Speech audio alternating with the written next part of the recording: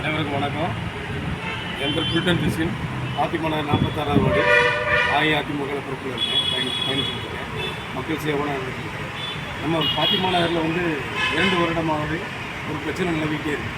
புது குடிநீர் போட்டுக்கிறதுக்காக ப்ளூ பயிற்சிக்காக ஒரு வீட்டுக்கு தலா 24,000 பிரித்து ஒரு 247 வீட்டுக்கு மேலே பிரிச்சுட்டு அவங்களுக்கு ரசீதுன்னு கொடுக்கல.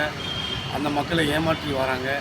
துணைமேருடைய கணவர் ஏமாற்றி வராங்க. இதை பற்றி கேட்கும்போதெல்லாம் 2 மாதத்தில் நான் பண்ணி தந்துடுறேன்னு சொல்லிகிட்டே இருக்காங்க. மாநகராட்சியில் மாதம் 25 பேருக்கு தான் கார்டு போட முடியும்னு சொல்லி ஒரு பொய்யான ஒரு அலாட்மெண்ட்டை தகவல் தெரிவித்துட்டாங்க. மக்கள் பாதிக்கப்பட்டிருக்காங்க. இப்போ நான் கமிஷனர்கிட்ட ஒரு லெட்டர் கொடுத்துருக்கேன். பாதிக்கப்பட்ட மக்கள் ஒரு ஆள் ஒரு வீட்டுக்கு 24,000 கொடுத்துருக்காங்க.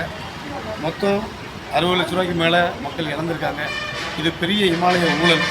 இந்த ஊழலை உடனே ஒரு ஆய்வுக்குழு ஏற்பாடு பண்ணி யார் யாருக்கு பைப்லைன் போட்டு கார்டு வராமல் இருக்குது, ரசீது வராமல் இருக்குன்னு முறையாக பரிசோதித்து உடனடியாக ஆய்வு செய்து மக்களுக்கு நியாயம் கிடைப்பதற்காக மதிப்புக்குரிய ஆணையர் அவர்களை சந்தித்து மனு கொடுத்துருக்கேன். மக்களுக்கு நியாயம் கிடைக்குன்னு நம்புகிறேன். மிக விரைவில் மக்களுக்கு எல்லாருமே ஒரிஜினல் கார்டு போட்டு கொடுப்பாங்க என் நம்பிக்கை இருக்குது.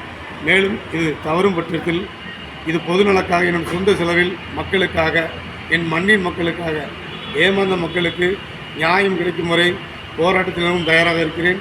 நீதிமன்றம் சென்றும் நியாயம் கிடைப்பதற்கும் நான் தயாராக என்பது இந்த தருணத்தில் தெரிவித்துக் கொள்கிறேன். பாத்திமா நகர் 1, 2, 6 நம்பர் தெரு, 12 தெரு இருக்குது. 6 தெரு இருக்குது. அதுக்கப்புறம் இந்திரா நகர், சார்ஜ் ரோட் தொடர்ச்சி, பாடித்தெரு, வேளாங்கண்ணி மாதா, பிவிஆர் புரம், புல்தோட்டம், தாமஸ் நகர், மொத்தம் இதில் சுற்றி இருக்க பகுதி ஃபுல்லாக 46 பகுதிக்கு அடங்கும். இதில் எல்லா பகுதியிலையுமே கொஞ்சம் பேருக்கு கொண்டு பைப்லைன் போட்டு கார்டு கொடுக்காமல் இருக்குது.